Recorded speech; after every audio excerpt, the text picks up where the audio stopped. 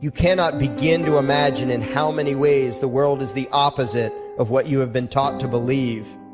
You see the guy who sells drugs to willing customers so he can feed his family as the scum of the earth, while you see the hypocrite who gives away stolen money in the name of government as a saint. You see the guy who tries to avoid being robbed by the federal thugs as a crook and a tax cheat, but see as virtuous the politician who gives away the same stolen loot to people to whom it does not belong. You see the cop as a good guy when he drags a man away from his friends and family and throws him in prison for 10 years for smoking a leaf. And you see anyone who defends himself from such barbaric fascism as the lowest form of life, a cop killer.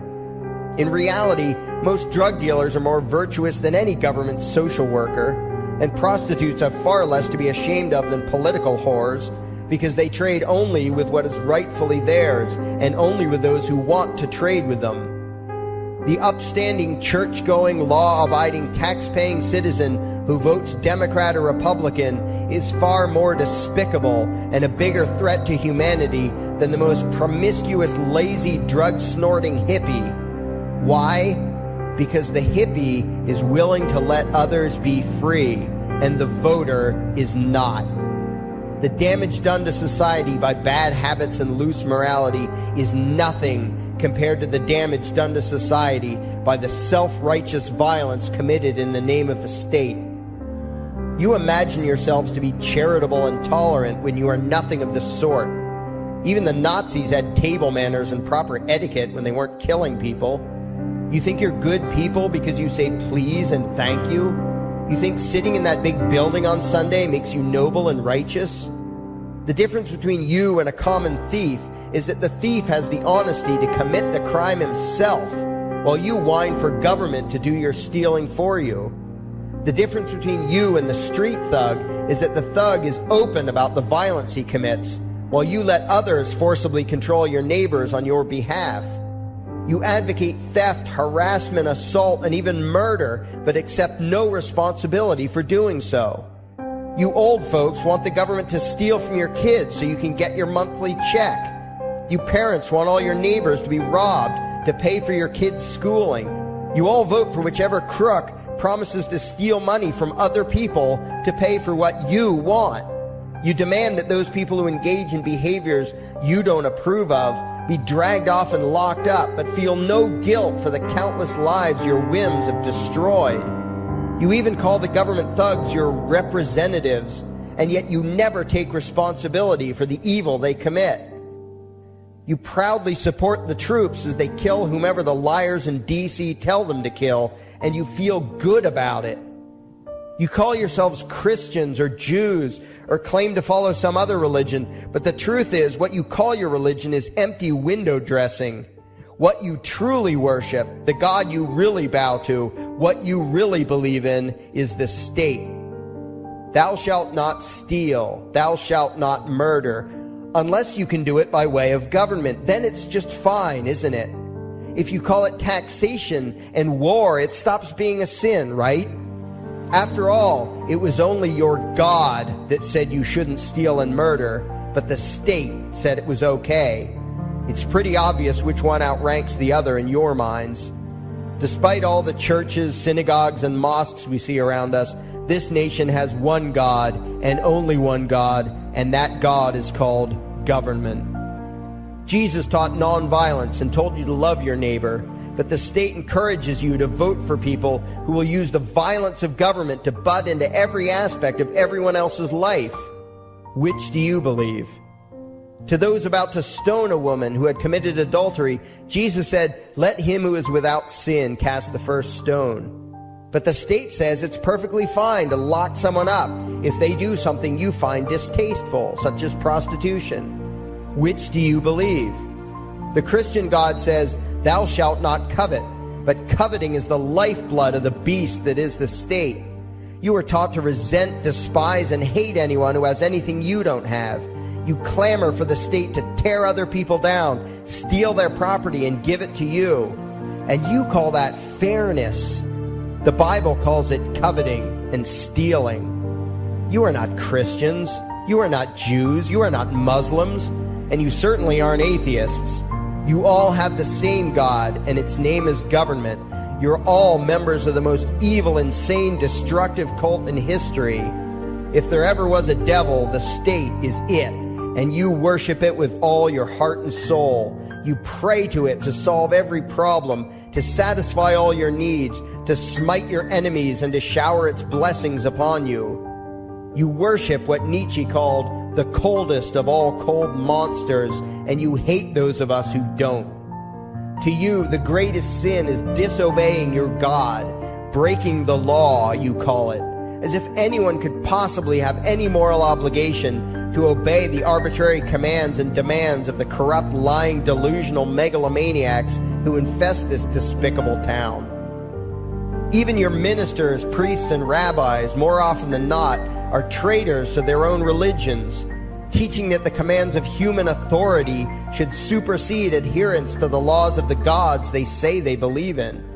Several years ago, I heard one pompous evangelical jackass in particular pontificating on the radio that anyone who disobeys the civil authority, be it a king or any other government, is engaging in rebellion against God. Those were the exact words he used. What if the government is doing something wrong? Well, this salesman for Satan opined, that is the business of those in government, and you are still obligated to obey. Everywhere you turn, be it the state or the church, the media or the schools, you are taught one thing above all else: the virtue of subjugating yourselves to mortals who claim to have the right to rule you. It is sickening the reverence with which you speak of the liars and thieves whose feet are so firmly planted on your necks. You call the congressmen and the judges honorable, and you swoon at the magnificence of the grandiose halls they inhabit, the temples they built to celebrate the domination of mankind. You feel pride at being able to say you once shook a senator's hand or saw the president in person. Ah, yes, the grand deity himself, His Royal Highness, the President of the United States of America. You speak the title as if you're referring to God Almighty.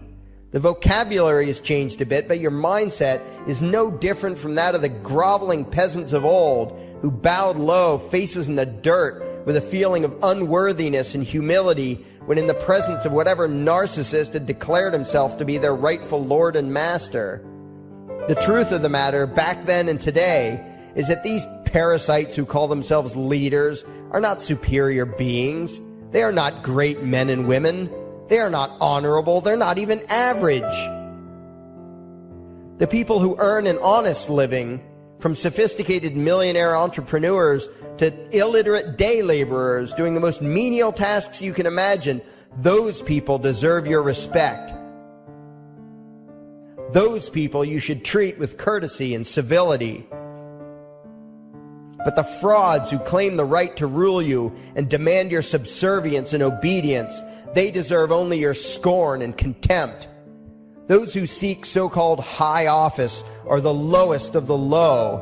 They may dress better, have larger vocabularies, and do a better job of planning out and executing their schemes, but they are no better than pickpockets, muggers, and carjackers. In fact, they are worse, because they don't want to rob you of just your possessions. They want to rob you of your very humanity, deprive you of your free will, by slowly leeching away your ability to think, to judge, to act, reducing you to slaves in both body and mind. And still you persist in calling them leaders. Leaders?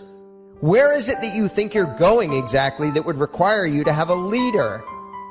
If you just live your own life and mind your own damn business, exercising your own talents, pursuing your own dreams, striving to be what you believe you should be, what possible use would you have for a leader? Do you ever actually think about the words that you hear, the words that you repeat? You parrot oxymoronic terms such as the leader of the free world, even pretending for a moment that there is some huge journey or some giant battle that everyone in the entire nation is undertaking together that would require a leader. Why would you ever think, even for a moment, that the crooks that infest this town are the sort of people you should listen to or emulate or follow anywhere? Somewhere inside your mostly dormant brains, you know full well that politicians are all corrupt liars and thieves, opportunistic con men, exploiters, and fearmongers. You know all this, and yet you still speak as if you are the ones who are the stupid, vicious animals, while the politicians are the great, wise role models, teachers, and leaders without whom civilization could not exist. You think these crooks are the ones who make civilization possible? What belief could be more absurd? Yet when they do their pseudo-religious rituals, deciding how to control you this week, you still call it law, and continue to treat their arbitrary demands as if they were moral decrees from the gods that no decent person would ever consider disobeying. You have become so thoroughly indoctrinated into the cult of state worship that you are truly shocked when the occasional sane person states the bleeding obvious. The mere fact that the political crooks wrote something down and declared their threats to be law does not mean that any human being anywhere has the slightest moral obligation to obey. Every moment of every day, in every location and every situation, you have a moral obligation to do what you deem to be right, not what some delusional bloated windbag says is legal. And that requires you to first determine right and wrong for yourself, a responsibility you spend much time and effort trying to dodge. You proclaim how proud you are to be law-abiding citizens and express your utter contempt for anyone who considers himself above your so-called laws, laws that are nothing more than the selfish whims of tyrants and thieves. The word crime once meant an act harmful to another person. Now it means disobedience to any one of the myriad of arbitrary commands coming from a parasitical criminal class. To you, the term crime is nearly synonymous with the word sin, implying that the ones whose commands are being disobeyed must be something akin to gods, when in truth they are more akin to leeches. The very phrase, taking the law into your own hands, perfectly expresses what a sacrilege it is in your eyes for a mere human being to take upon himself the responsibility to judge right from wrong and to act accordingly, instead of doing what you do, unthinkingly obeying whatever capricious commands this cesspool of maggots spews forth.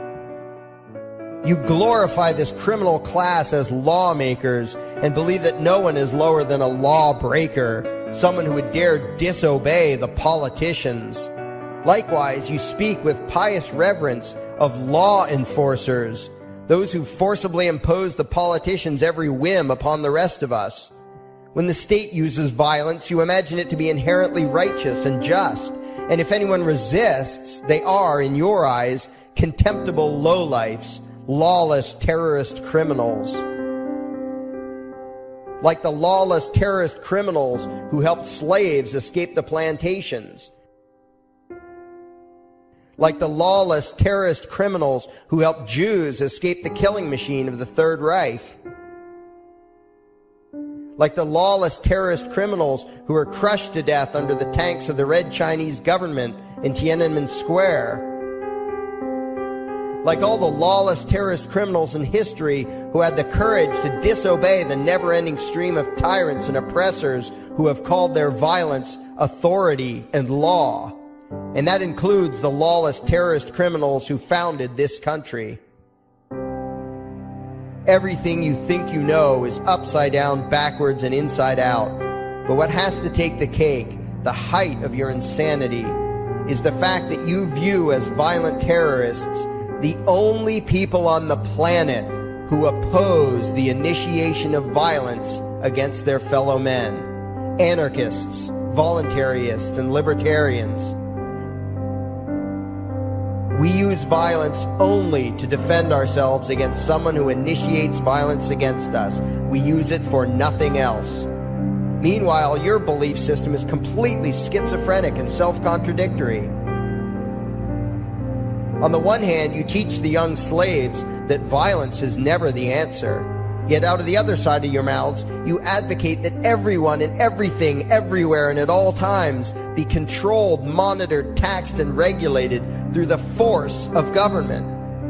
In short, you are teaching your children that the masters may use violence whenever they please, but the slave should never resist. You indoctrinate your children into a life of unthinking, helpless subservience. You are putting the chains around their little necks and fastening the locks tight. And worst of all, you feel good about it. Out of one side of your mouths, you condemn the evils of fascism and socialism and lament the injustices of the regimes of Hitler, Stalin, and Mao. While out of the other side of your mouths, you preach exactly what they did. The worship of the collective, the subjugation of every individual to that evil insanity that wears the deceptive label, the common good. You babble on and on about diversity and open-mindedness, and then beg your masters to regulate and control every aspect of everyone's lives, creating a giant herd of unthinking conformist drones. You wear different clothes and have different hairstyles, and you think that makes you different. Yet all your minds are enslaved to the same club of masters and controllers. You think what they tell you to think and do what they tell you to do while imagining yourselves to be progressive, thinking, and enlightened. From your position of relative comfort and safety, you now condemn the evils of other lands and other times while turning a blind eye to the injustices happening right in front of you. You tell yourself that had you lived in those other places, in those other times, you would have been among those who stood up against oppression and defended the downtrodden. But that is a lie. You would have been right there with the rest of the flock of well-trained sheep, loudly demanding that the slaves be beaten, that the witches be burned, that the nonconformists and rebels be destroyed. How do I know this? Because that is exactly what you are doing today. Today's injustices and oppressions are fashionable and popular, and those who resist them, you tell yourselves, are just malcontents and freaks, people whose rights don't matter, people who deserve to be crushed under the boot of authority. Isn't that right? You bunch of spineless, unthinking hypocrites, look in the mirror. Take a good look at what you imagine to be righteous and kind. You are the devil's plaything. The crowds of thousands wildly applauding the speeches of Adolf Hitler, that was you. The mob demanding that Jesus Christ be nailed to the cross, that was you. The white invaders who celebrated the wholesale slaughter of those godless redskins, that was you. The throngs filling the Colosseum, applauding as the Christians were fed to the lions, that was you. Throughout history, the perpetual suffering and injustice occurring on an incomprehensible scale, it was all because of people just like you, the well-trained, thoroughly indoctrinated conformists, the people who do as they're told, who proudly bow to their masters, who follow the crowd, believing what everyone else believes and thinking whatever authority tells them to think. That is you. And your ignorance is not because the truth is not available to you. There have been radicals preaching it for thousands of years. No, you are ignorant because you shun the truth with all your heart and soul. You close your eyes and run away when a hint of reality lands in front of you. You condemn as extremists and fringe kooks those who try to show you the chains you wear because you don't want to be free. You don't even want to be human. Responsibility and reality scare the hell out of you, so you cling tightly to your own enslavement and lash out at any who seek to free you from it. When someone opens the door to your cage, you cower back in the corner and yell, "Close it, close it." Well, some of us are finished with trying to save you. We've wasted enough effort trying to convince you that you should be free. All you ever do is spout back what your masters have taught you, that being free only leads to chaos and destruction, while being obedient and subservient leads to peace and prosperity. There are none so blind as those who will not see. And you nation of sheep, would rather die than see the truth.